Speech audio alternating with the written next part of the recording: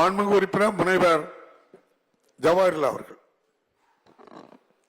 மாண்புமிகு பேரவைத் தலைவர் அவர்களே, இந்திய அரசமைப்பு சொல்லக்கூடிய கூட்டாட்சி தத்துவத்துக்கு மட்டுமல்ல, ஜனநாயக மரபுகளுக்கும் ஊறு விளைவிக்கக்கூடிய 2 திட்டங்கள் தான் இந்த ஒரே நாடு ஒரே தேர்தல் என்ற திட்டமும், அதேபோல மக்கள் தொகைக்கு ஏற்ப நாடாளுமன்ற சட்டமன்ற தொகுதிகளை மறுவரை செய்ய வேண்டும் என்ற ஒன்றிய பாஜக அரசின் திட்டம்.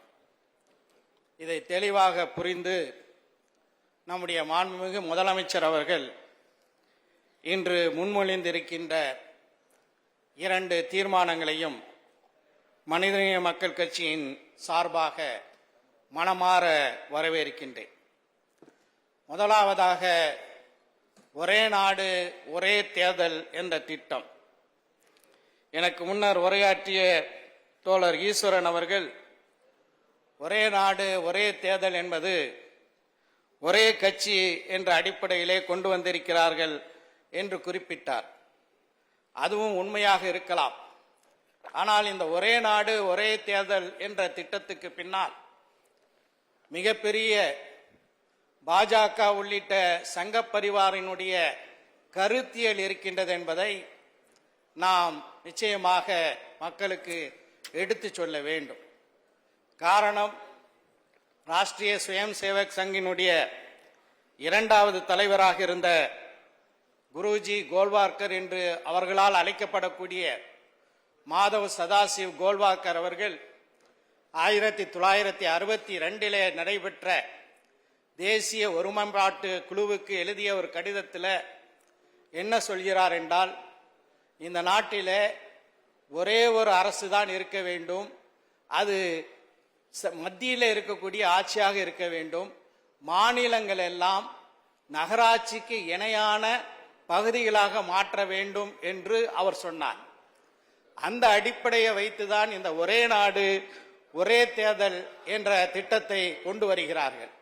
இந்த ஒரே நாடு ஒரே தேர்தல் என்ற திட்டம் நிச்சயமாக முதலமைச்சர் அவர்கள் குறிப்பிட்டது போல நம்முடைய நாட்டினுடைய ஃபெடரல் ஸ்பிரிட், கூட்டாட்சி உணர்வை அளிக்கக்கூடிய ஒன்றாக இருக்கின்றது.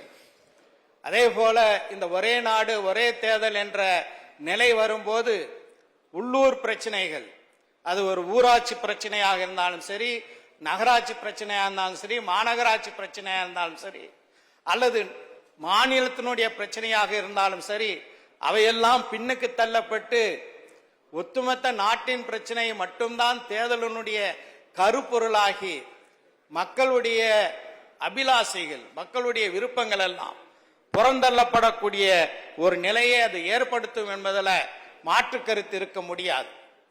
இந்த ஒரே நாடு ஒரே தேர்தல் என்ற முறைக்கு இது ஏன் கொண்டு வருகிறோம் என்று சொல்லக்கூடியவர்கள் தேர்தல்களிலே ஏற்படக்கூடிய செலவுகளை கட்டுப்படுத்துவதற்காக இதை கொண்டு வருகிறோம் என்று சொல்கிறார்கள்.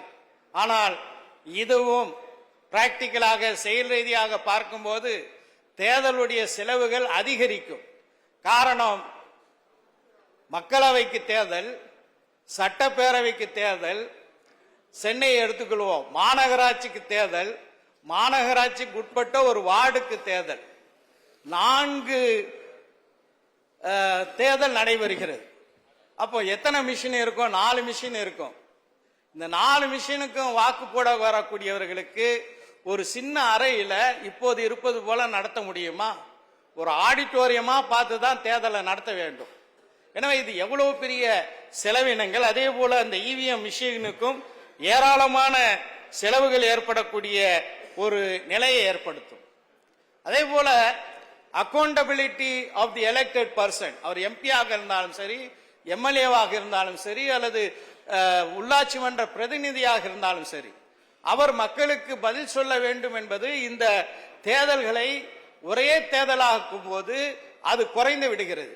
தனியாக நடக்கும்போது ஒவ்வொரு கவுன்சிலரும் சரி, அல்லது சட்டமன்ற உறுப்பினரும் சரி, நாடாளுமன்ற உறுப்பினரும் சரி, மக்களுக்கு பதிலளிக்க வேண்டும் என்ற உணர்வு அவர்களுக்கு இருக்கும். இதுல அந்த உணர்வு கூட மங்க போகக்கூடிய வகையில ஜனநாயகத்தினுடைய உணர்வும் இதனால் பாதிக்கப்படுகிறது. அடுத்ததாக மாண்புமிகு முதலமைச்சர் அவர்கள் குறிப்பிட்டது போல உள்ளாட்சி தேர்தல் என்பது அது முழுக்க முழுக்க மாநிலத்தின் அதிகாரத்துக்கு உட்பட்டது. நம்முடைய அரசமைப்பு சட்டத்தினுடைய 7வது அட்டவணையில் 2வது லிஸ்ட்ல இந்த உள்ளாட்சி தேர்தல்கள் இருக்கின்றது. ஒவ்வொரு மாநிலத்திலும் தனி உள்ளாட்சி ஊராட்சி மன்றத்துக்கான சட்டங்கள், நகர மன்றங்களுக்கான சட்டங்கள், மாநகராட்சிகளுக்கான சட்டங்கள் எல்லாம் இருக்கின்றது. இந்த சட்டங்கள் எல்லாம் இருப்பதற்கு உத்தரவாதம் அளிப்பது அரசியலமைப்பு சட்டத்தினுடைய 243 பிரிவு மற்றும் 243 பிரிவு.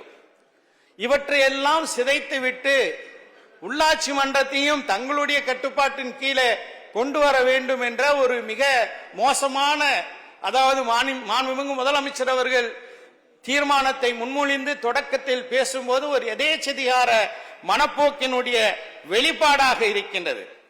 அதே போல மக்களவை